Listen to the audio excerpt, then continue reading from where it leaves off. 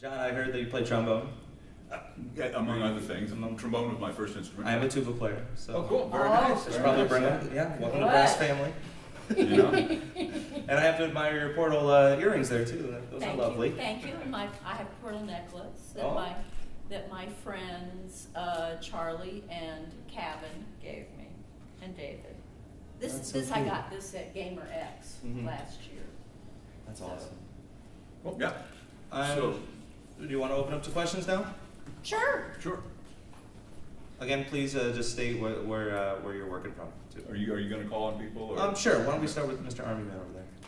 I'm the Geeky Panda from the Geeky Panda blog. What was it like working for Valve, working on great titles like the Half-Life series, Portal, and Team Fortress 2? Well, Team Fortress 2. I mean, it's a gas. The guys are insane. They're really a lot of fun. The writers are incredibly creative. Bill Van Buren, who did most of the directing, although I mean he would say that the writers did, but he was the one who directly interacted with us a lot of times. He was what is it? The NASA thing? Capcom.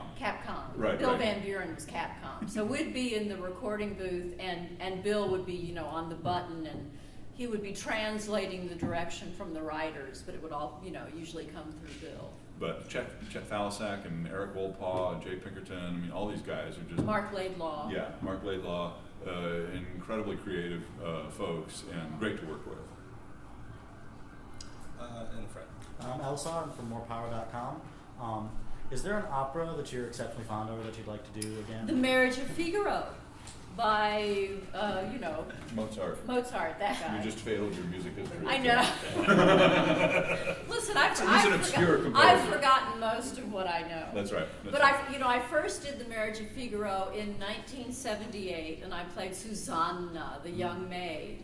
And of course, most recently, actually 3 times recently, I've played Marcellina. The old battle axe. The old battle axe, who we discover during the course of the opera is she's Figaro's long lost mother. So, this is a wonderful revelation in Act 3 of The Marriage of Figaro, that Marcellina is actually his mother. Over there. GarethSmall.com. What got you into video game voice acting? Him.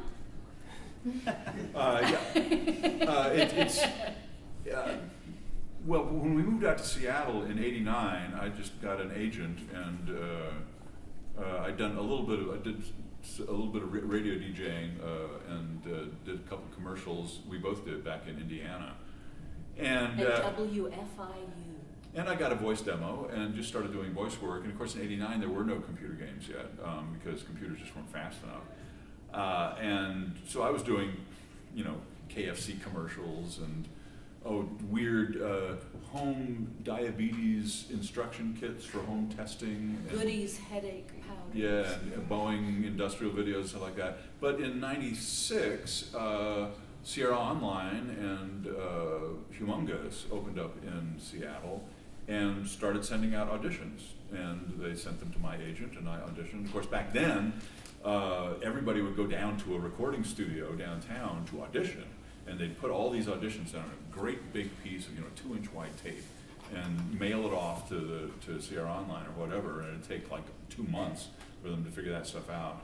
And nowadays, you just audition at home on your computer, and it's all done lightning fast. But it was just that they auditioned, and really for 8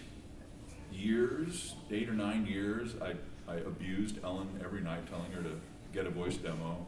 And she would say things like, "Oh no, that's all. They don't need women. I don't have the right kind of voice. I wouldn't get any work." So finally, she got a voice demo in 2000, and now she's more famous. 2002. Right. Sorry. 2002. Yeah. At a lull in my career. Yeah. So that's kind of how it happened. But that's how any actor gets into anything is by auditioning. Just to carry off of that question, did you have to go on location with your demo on a CD, or did you send it in initially somewhere? when I got the demo work done in '02, there was still being put on CD. Now you get a demo and it's just a sound file, just an MP3, and you don't have to get a hard anything.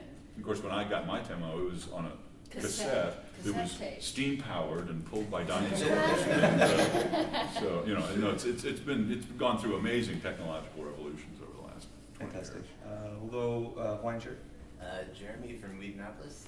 Speaking of Act 3s, is there any games in the near future that we might be able to hear either one of you from certain games that might count to 3 soon? Unfortunately, Gabe Newell was attacked by the number 3 when he was very young, and he's never really gotten. No, we have no idea. Voice actors are always the last ones to know. If once they call us into the studio, it's almost a done deal. They've got everything else lined up, and they just need the voices now.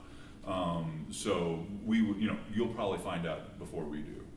I wish we were higher up on the totem pole, but it's like when you're a writer on a movie set. If you wrote the script, it's like you're the last person to know anything. So people with talent are just shunned. Sorry, no, that's totally. Oh, we'll go way back there. Dan from ConnectiCon. I was wondering, are you surprised at the reaction you get from fans of your voice work? Not anymore, but I was in the beginning. Yes. In the beginning. So when Portal came out, the first thing that kind of clued us in that something was going on, we got an email. Somebody found our email address, which wasn't hard. I mean, well, of course, this amazes too, because we're old, and the internet to us is like a series of tubes, like but it's like when Portal came out, 24 hours later, somebody emailed Ellen from Denmark saying people are in the streets of Copenhagen chanting, "The cake is a lie, the cake is a lie," and so that was a huge surprise. Right. And our first hint that perhaps, Portal was going to be successful. Because I'll tell you, the people who put it together, and who was I talking to? Well, Bill Van Buren. John and I were talking to Bill Van Buren recently, and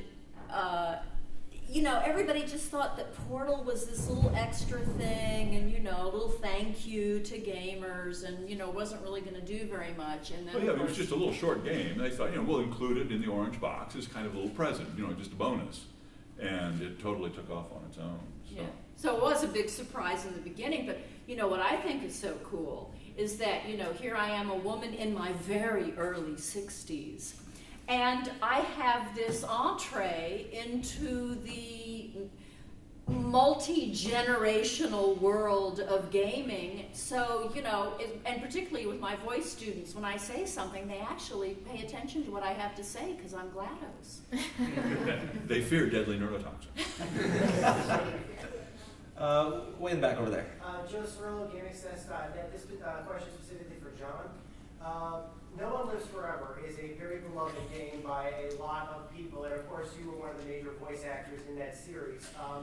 Have you heard recently that people have been talking about that series again, even though there's some issues with the IP and things like that? Have you been confronted about either being part of any remakes or sequels, perhaps? Well, I have heard that people are talking about it again. I haven't heard from any of the guys who developed the original games, so I'm not sure. I mean, I'm sure they know how to get a hold of me. I'm with the same agent, but evidently, whatever plans they haven't come so far as to start actually lining up voice actors and stuff like that. Thanks for the question. I hope they do. I mean, it was because they named the character after me. They did, yes. He was very apologetic when I went in to do Nolf 2. He said, "Oh, you spell your name with an O. Sorry, and I was totally meaning to name the character after you." So that was very fun. Yeah. What did you think of that? Oh, I thought it was great. I mean, what a nice tribute. So I mean, those guys were great. The guys who wrote No One Lives Forever were hilarious to work with, and we had a great time. So unfortunately, we have one more question. Time for one more question. I know it's kind of fast. You've been waiting patiently. Yep. Thank you.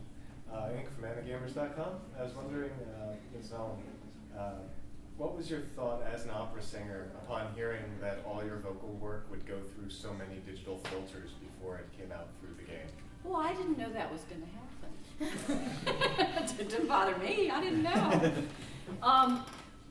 When I got I had to send in an audition for the GLaDOS voice, and the instruction to the actors auditioning was, sound as much like this computer-generated voice as you possibly can.